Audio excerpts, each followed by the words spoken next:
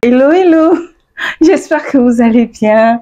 Alors, bienvenue dans cette nouvelle vidéo. Pour celles qui ne me connaissent pas, moi c'est Daisy.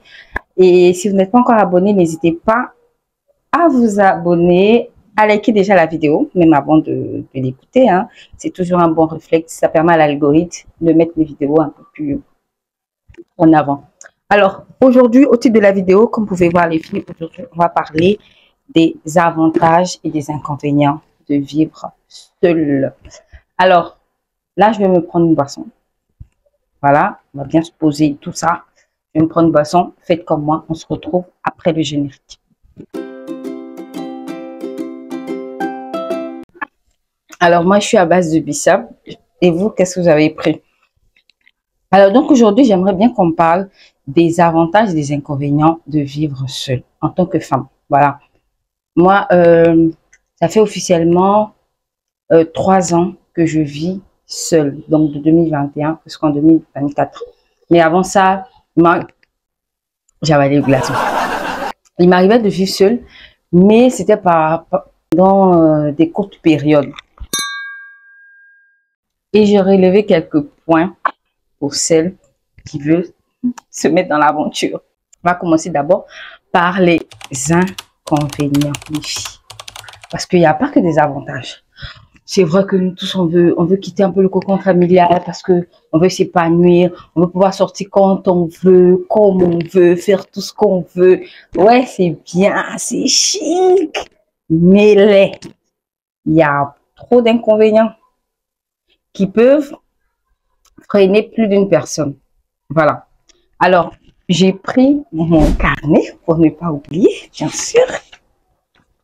Alors, moi, le premier inconvénient que moi, déjà, la première chose que j'aimerais vous dire, c'est que si vous n'êtes pas courageuse, il faut vraiment beaucoup de courage. Si vous êtes quelqu'un, vous êtes habitué à votre mère, à votre père, à rester vraiment dans le cocon familial, c'est pas fait pour vous. Peut-être quitter lorsque vous serez marié. Voilà. Si vous n'êtes pas courageuse, n'allez pas vivre seule. Si vous n'êtes pas responsable et mature, ne vivez pas ce responsable. Dans quel sens? C'est-à-dire que vous assumez tout ce que vous faites dans la maison. Si vous n'avez pas assez un cran de responsabilité, c'est pas la peine. Si vous n'êtes pas mature pour vous donner certaines disciplines à vous-même, parce que là, vous vivez seul, il n'y a pas quelqu'un pour vous dire, ouais, fais ça, nettoie la maison, lave les assiettes, il faut rentrer à telle heure, il faut faire ceci, il faut faire à manger. S'il n'y a pas quelqu'un derrière vous, vous n'avez pas assez de maturité pour vous prendre en charge seul, les filles, restez à la maison. Même si vous avez 35 ans, 40 ans, du moment où vous n'êtes pas encore marié, je pense que ce sera mieux. Voilà, ce sera mieux pour vous. Premier inconvénient, l'argent, les dépenses, tout sera à votre charge. Quand on dit vivre seul là, c'est toi à ta charge. Voilà. C'est vrai que les parents pourront t'épauler dans un certain sens. Par exemple, moi, dans mon cas, mon père, franchement, même après son départ, je continue de vivre l'avantage de l'épaulement financier. Voilà. Donc, pour ceux qui n'auront pas peut-être cette grâce-là, tout sera à votre charge.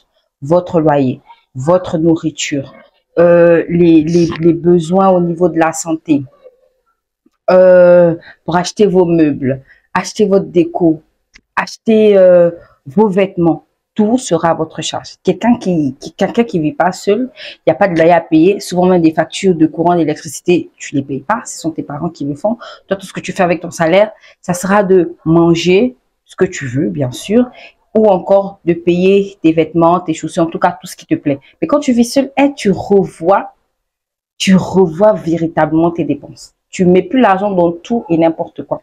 Tu revois tout. Donc, tout sera à ta charge.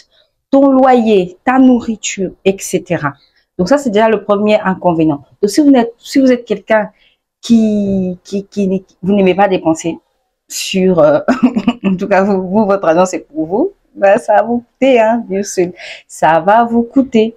Deuxième inconvénient, ça sera le ménage. Oui, vous devez être propre. C'est pour ça que j'ai parlé de responsabilité. Vous devez être propre. Donc, le ménage est à votre charge. nettoyer, balayer, parce que c'est pas parce que vous vivez seul que vous devez vivre dans une porcherie en vous disant ouais c'est mon espace et tout, je fais ce que je veux. Ben non, ça se passe pas comme ça. Quand on décide de vivre seul, c'est parce que on a une certaine maturité, une certaine responsabilité. Donc la responsabilité aussi, ça passe par prendre soin de ton environnement. Voilà, donc tu dois nettoyer, balayer, laver, tout doit être clean chez toi. La même manière que ta maman s'occupait de la maison quand tu vivais chez tes parents, ou encore que bon une servante le faisait pour vous, ben, tu le feras maintenant toi-même comme une grande fille. Voilà, il faut se le dire. Vous devez être responsable. Donc le ménage, il y a votre charge. Il n'y a pas à dire ouais, aujourd'hui c'est moi qui ai lavé, demain c'est toi. Non, tout c'est toi, tout est à ta charge. Voilà. Si tu as lavé aujourd'hui, demain c'est encore toi et après demain ainsi de suite. Donc si vous êtes encore des bébés pour dire ouais maman viens faire pour moi, maman viens faire ceci, non, c'est pas encore fait pour vous. Parce que ta maman aussi, ça va la souder, va te dire, tu es parti, donc j'ai plus à faire ça pour toi. Autre inconvénient, les dépenses imprévues. Vous voyez, par exemple, on vous paye la fin du mois. Vous avez déjà réparti toutes les charges. Et puis, il arrive qu'au milieu du mois, ou près de la fin du mois, ben, bam, vous avez par exemple votre gaz qui est terminé. Vous avez peut-être eu, je sais pas, une grippe, vous devez aller vous rendre en pharmacie, ou je dis n'importe quoi, les imprévus, ça peut être n'importe quoi, une sollicitation. Ben, tout ça, là, ça chauffe hein, quand vous vivez seul. Voilà, parce que vous avez déjà réparti vos dépenses du mois. Qu'est-ce qui va où? Et bien là, quand il y a un imprévu, vous devez vous battre pour pouvoir combler cet imprévu-là. Il y a la sécurité. Voilà, comme je disais, il faut vraiment être courageuse, il faut être responsable. Quand je parle de la sécurité, quand vous vivez seul, c'est vrai que vous pouvez sortir quand vous voulez, mais vous devez vous mettre une discipline de rentrer aux bonnes heures. Et aussi de choisir un endroit très sécurisé où habiter. Vous sécurisez vous-même, c'est-à-dire vos portes, ne pas oublier de fermer vos portes, ne pas oublier de fermer le gaz, ne pas oublier de fermer la pompe, le robinet, toutes ces choses-là. C'est-à-dire que votre sécurité en va de vous-même. C'est-à-dire que vous êtes vous seul responsable de votre sécurité. Physiquement parlant, on sait que, bon, Dieu déjà prend soin de nous, Dieu nous garde, Dieu nous préserve, mais il y a une responsabilité qui vous revient. Voilà. Donc, vous ne devez pas sortir à des heures trop tardives et rentrer à des heures tardives. Vous devez tenir compte du fait que vous êtes une femme qui vit seule et donc vous êtes encore plus vulnérable. Donc, veillez vraiment à votre sécurité. Donc, ça, c'est un inconvénient parce que quand vous êtes en famille, votre père, il est là, vous avez vos frères, si vous en avez. Donc, vraiment, côté sécurité, il y a des gens qui peuvent être là pour vous secourir. Mais quand vous vivez seul, le secours viendra seulement de Dieu. Voilà. Un autre inconvénient, les tâches dites pour les hommes, c'est-à-dire quoi? Changer l'ampoule, changer le gaz, c'est-à-dire le porter, l'emmener pour le changer, quoi encore, soulever des trucs lourds dans la maison, par exemple lorsque vous voulez faire le ménage, vous voulez soulever des trucs lourds, et bien ça sera à votre charge. Vous allez devoir toucher le courant, vous allez devoir toucher le gaz pour le changer, parce qu'il n'y aura pas toujours quelqu'un avec vous. Voilà. Par exemple, moi, il y a une semaine, j'ai acheté ce verre-là que je suis en train de boire. Et il s'avère que ça, c'était vraiment très serré. Donc, j'arrivais même pas à l'ouvrir. Je vous assure, parce que je devais nettoyer. Donc, je suis restée avec ça comme ça, fermé pendant une semaine parce que j'avais du mal à ouvrir ça. Il a fallu que mon frère me rende visite. Au moment où il devait partir, j'ai dit, Freddy, pardon, j'ai un bocal là, tu veux l'ouvrir? Depuis une semaine que je l'ai acheté, j'ai du mal à l'ouvrir. Et c'est là, c'est mon frère qui m'a secouru pour l'ouvrir. Donc après, vous savez, vous avez votre famille qui pourra toujours vous secourir, qui pourra être toujours là, vous aider. Par exemple, moi, quand mon papa était là, c'est à lui que je posais beaucoup de questions par rapport à la maison, les bouteilles de gaz, ce genre de choses. Mon frère aussi, pareil. Donc, c'est vrai que votre famille sera toujours là à votre écoute. Lui pourra toujours vous aider dans un certain sens, mais le premier recours, d'abord, c'est vous-même, avant que votre père, votre mère ou votre frère ou votre sœur, qu'est-ce que je dis, viennent vous aider. Voilà. Alors, la nourriture, c'est-à-dire vous nourrir, ça vous revient. C'est pas parce que vous vivez seul que vous allez mal vous nourrir ou vous n'allez pas manger sainement. Voilà. C'est parce qu'on vit seul qu'on mangera tout le temps dehors. Donc, vous devez apprendre à cuisiner. Donc, si vous êtes une paresseuse, vous voulez dire, ah oui, d'ailleurs, vivre seul, voilà, je vais manger dehors tous les jours. Non. Déjà, financièrement, ça va vous coûter de manger tout le temps dehors.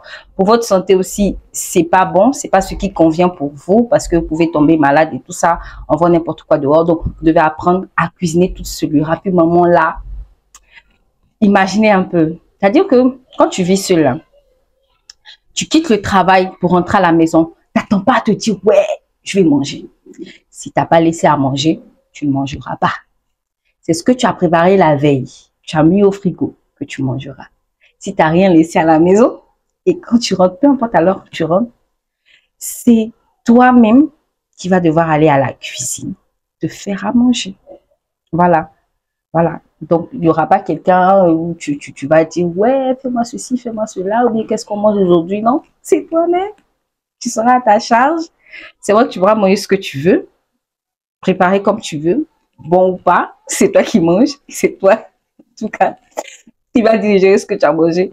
Donc ça t'engage. Mais en tout cas, les tâches ménagères, culinaires, te reviennent personnellement. Lorsque vous êtes malade, voilà, lorsque vous êtes malade et que vous vivez seul, vivez loin de votre famille, vous n'avez aucun proche près de vous, alors là, c'est l'un des inconvénients les plus majeurs. C'est-à-dire que vous devez vous-même vous lever, aller à l'hôpital, vous-même vous lever, aller vous faire à manger pour pouvoir prendre les médicaments.